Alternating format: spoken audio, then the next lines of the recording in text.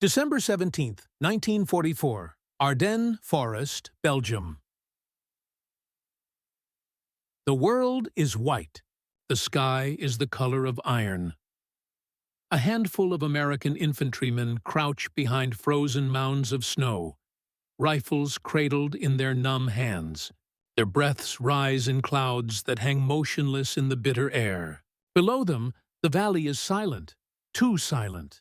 The snow muffles every sound except the slow crack of ice beneath their boots. Then it begins. A deep mechanical growl rolls through the forest, faint at first, then heavier, louder, closer. It echoes between the pines like thunder trapped underground. The men exchange glances. Someone whispers, "Panzers." Another tightens his helmet strap, the metal freezing to his skin. Through the fog, dark shapes emerge. 10 German tanks, engines roaring, turrets turning, their armor gleaming dull under the morning frost. The ground trembles as they climb the ridge road toward the hill. The Americans, outnumbered, outgunned, half frozen, hold their positions. There is no retreat. Their radios crackle once, then fall silent. On this nameless hill in the Ardennes, a battle will erupt that no one expected. One fought not for glory, but survival. The frost hasn't yet melted when the first shot is fired. By the winter of 1944, most Allied commanders believed the war in Europe was nearly over. Paris had been liberated in August, the German army was retreating toward the Rhine, and talk among the troops was of Christmas at home. Yet deep inside the Führer's headquarters at the Wolf's Lair, Adolf Hitler was preparing one final strike. A counter-offensive so bold and desperate that even his closest generals doubted its success. The plan was codenamed Operation Wacht am Rhein, Watch on the Rhine. Its goal, to punch through the weakly held Ardennes region of Belgium and Luxembourg, split the British and American armies in two, and seize the critical port of Antwerp. If successful, it could have forced the Western Allies into negotiations and changed the course of the war. The Germans gathered nearly 250,000 men, 1,000 tanks, and over 2,000 artillery pieces, concealing their buildup in the thick forests. They relied on bad weather to ground Allied aircraft, and on surprise to crush the thin American front. Facing them were mostly green or exhausted U.S. divisions, the 99th, 106th, and 28th Infantry, scattered across miles of icy ridges and narrow roads. When the offensive began on December 16, 1944, it struck like lightning. At dawn, the still forest erupted in artillery fire. Entire villages vanished under explosions. Communications collapsed. American soldiers, many barely out of training, found themselves surrounded, cut off, and fighting blind in snow that reached their knees. The German spearheads, led by Sepp Dietrich's 6th SS Panzer Army and Hasso von Manteuffel's 5th Panzer Army, pushed west with ruthless precision. Columns of Panther and Tiger tanks crushed frozen roads, their advance marked by burning jeeps and overturned supply trucks. But amid the chaos, small American units refused to yield. They dug in, held crossroads, and fought delaying actions against overwhelming odds.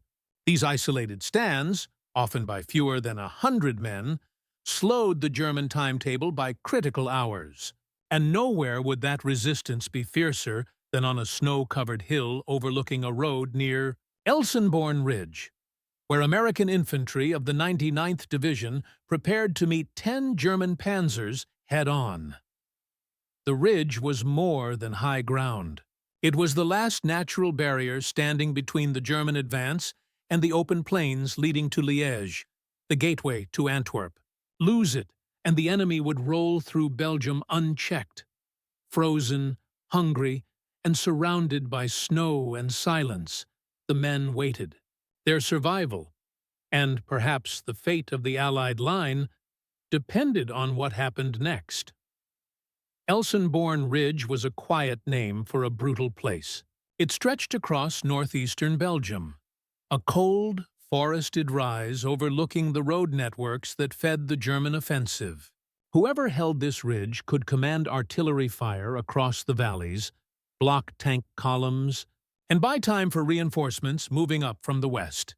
The U.S. 99th Infantry Division, a unit of mostly young, untested soldiers, had been positioned there since early December. They were new to combat, still learning the sound of enemy artillery and the rhythm of winter warfare. Many had never seen a German tank before.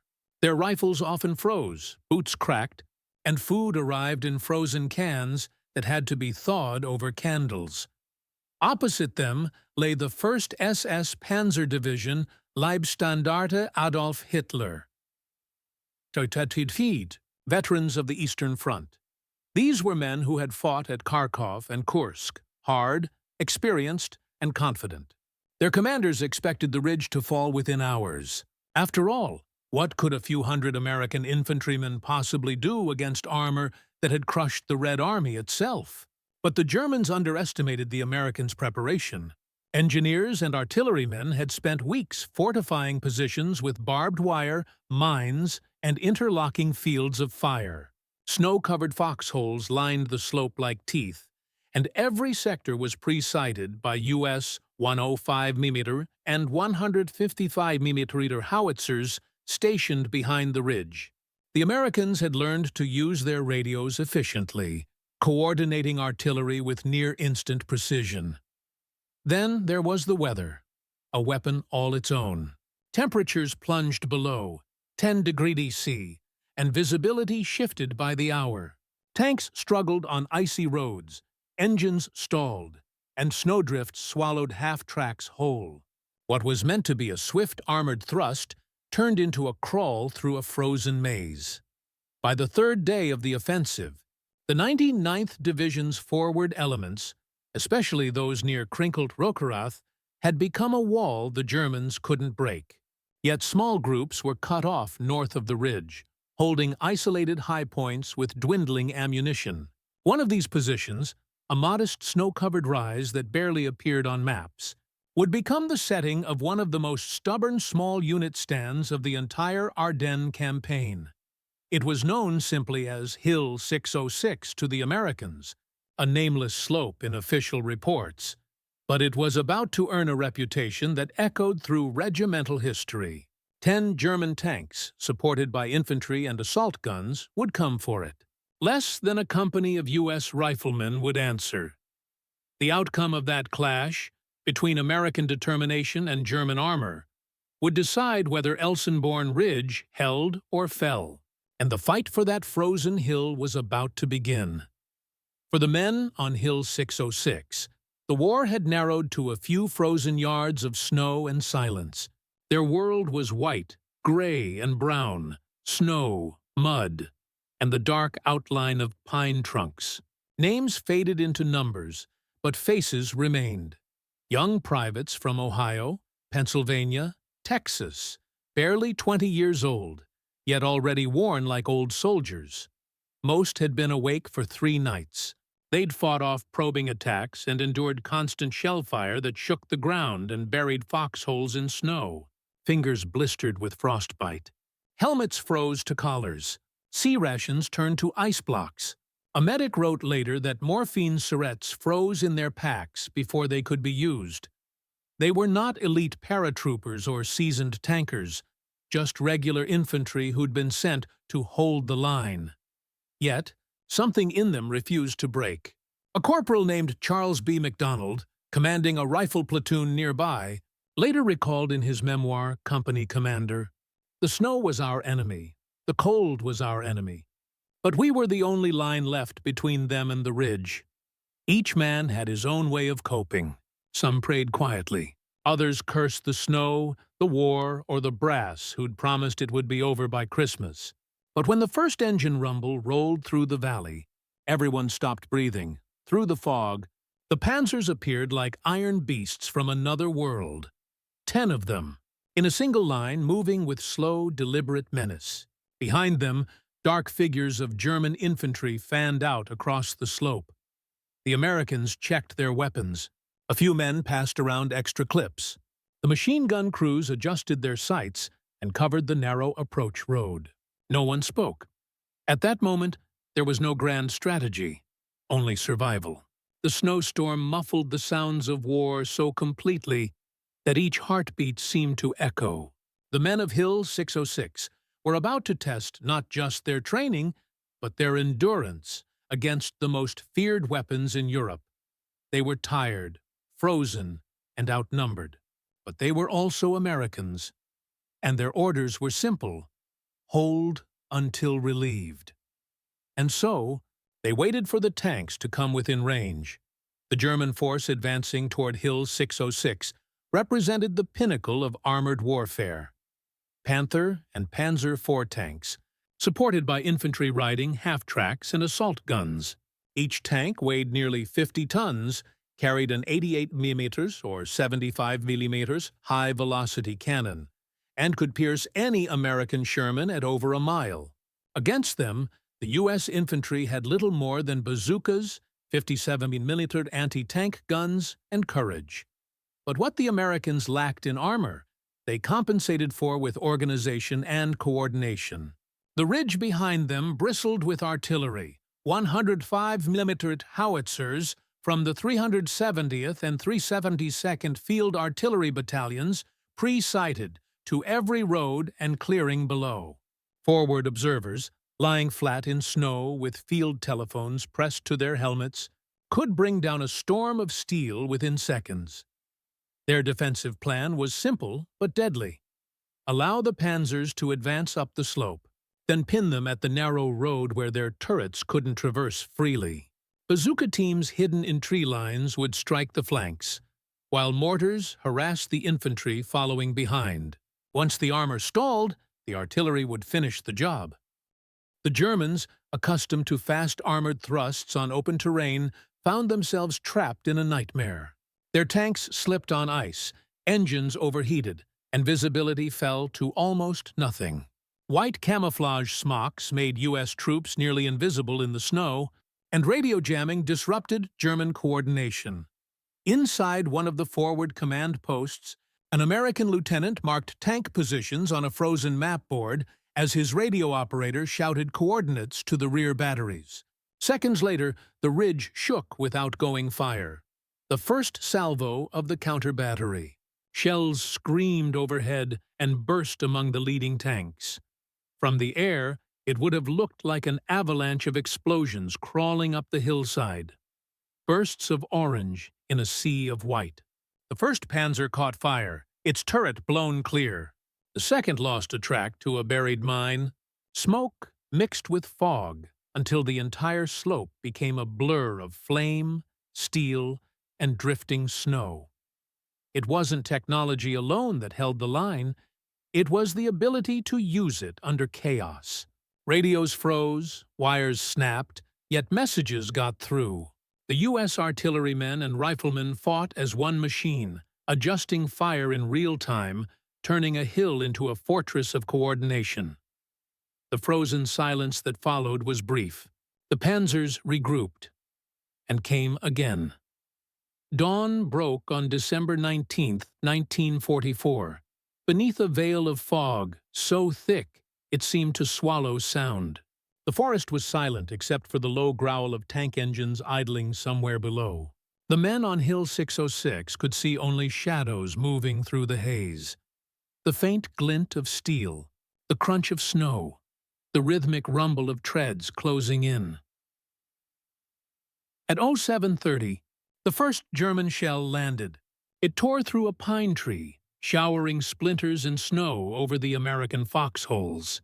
Within moments, the entire hillside erupted in explosions, mortar bursts, tank rounds, and machine gun fire cutting through the mist. The Germans had launched their assault. 10 Panzers advanced in 2 staggered lines, their main guns firing blind into the fog. Infantry followed behind, shouting orders in clipped bursts of German. The snow muffled the chaos, but the ground shook with each detonation. Private Edward Klein, manning a 30 caliber machine gun, waited until the tanks were less than 150 yards away before opening fire on the infantry. His weapon jammed twice from ice buildup, but he cleared it with a knife and kept firing. Bazooka teams crouched low in their foxholes, waiting for the armor to close the distance.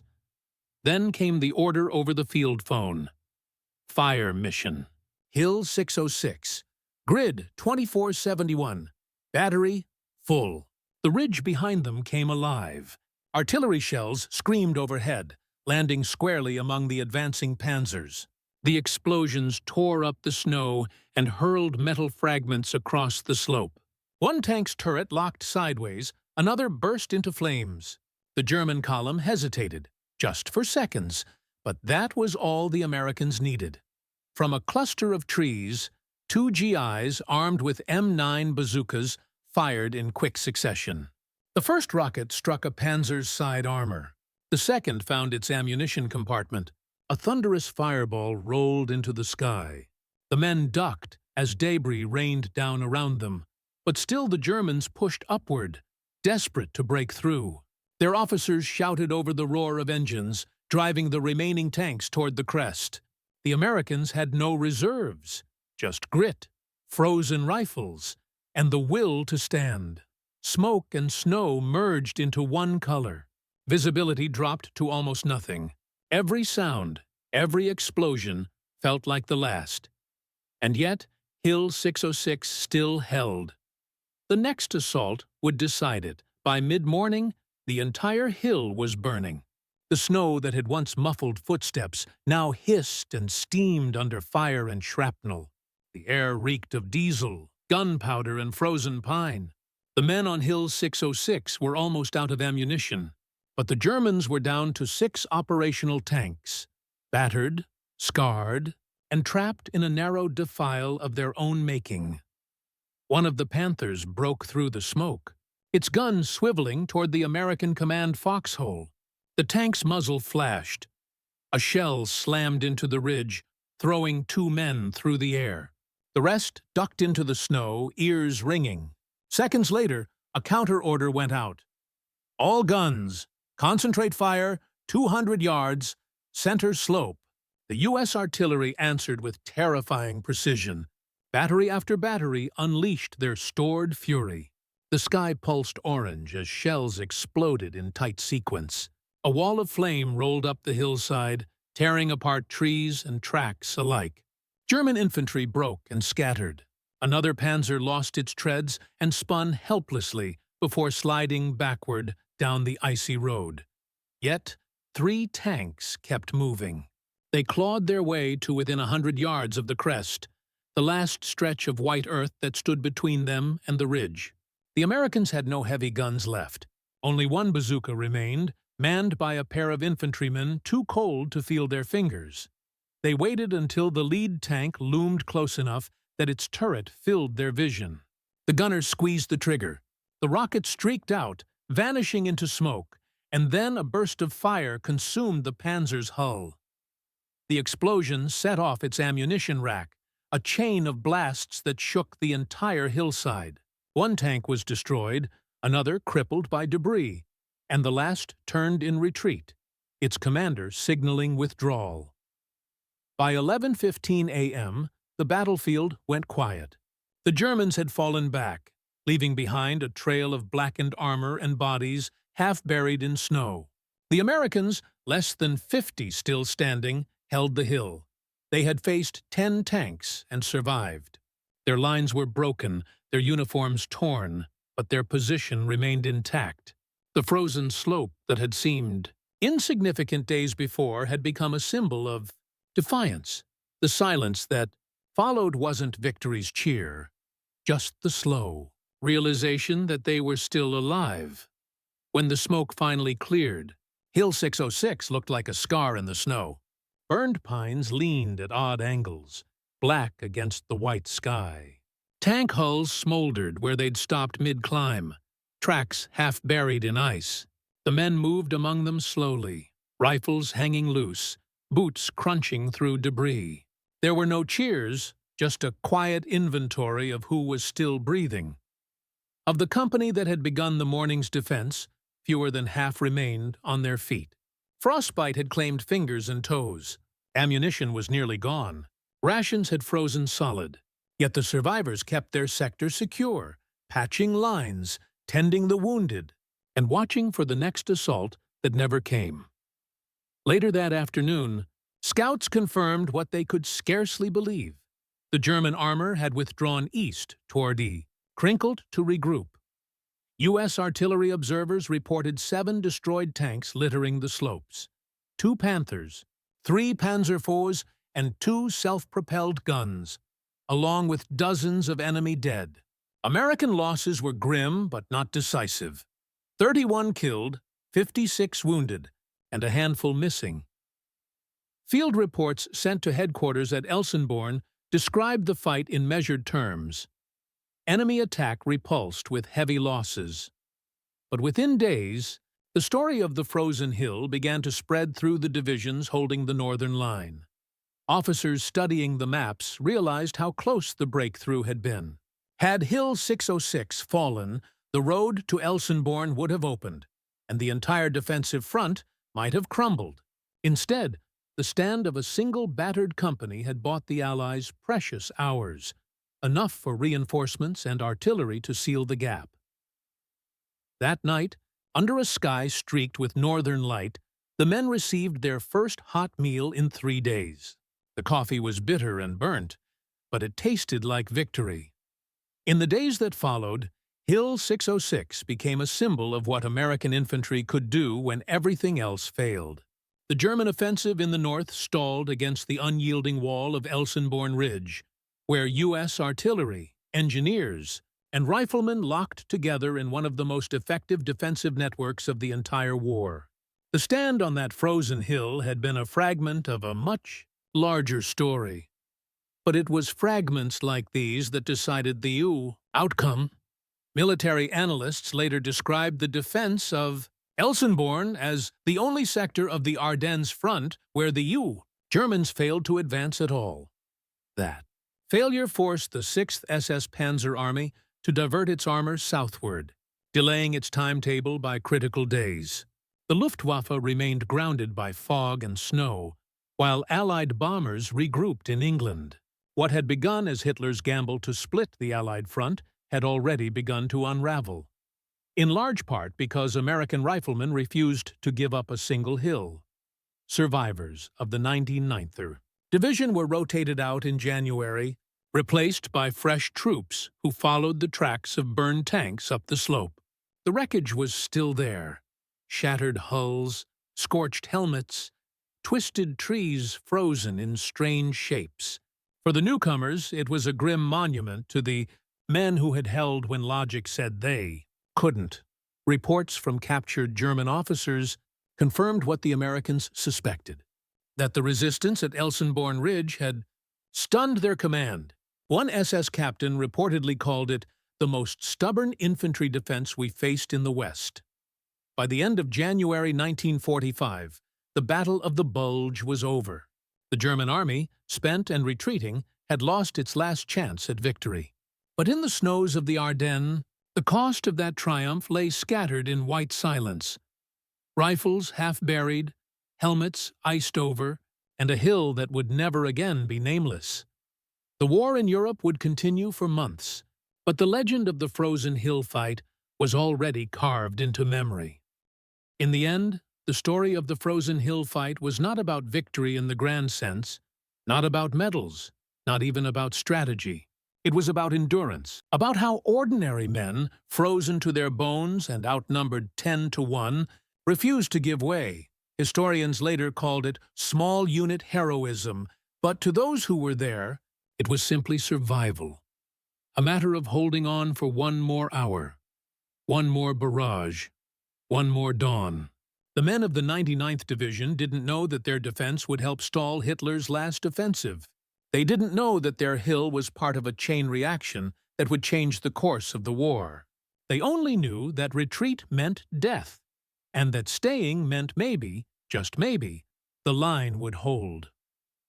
In that frozen silence of the Ardennes, the human spirit proved something machines and armor could not. The German Panzers, the pinnacle of steel and precision, met an enemy they could not crush. Determination, the cold, the hunger, the fear, all became part of the battle itself, as vital as bullets and shells. When the snow finally melted months later, the scars of that hill were revealed. Shallow foxholes filled with rainwater, burnt-out tracks frozen in place, names scratched into helmets. The war moved on, but the story of that stand, of how a handful of men faced 10 panzers and refused to yield, became one of the quiet legends of the Ardennes. Every war leaves behind such places, small ridges, nameless woods, forgotten valleys, where history turns, unseen by most. Hill 606 was one of them. And in the long winter of 1944, on that frozen slope beneath the iron sky, America's infantry proved that courage could outlast steel.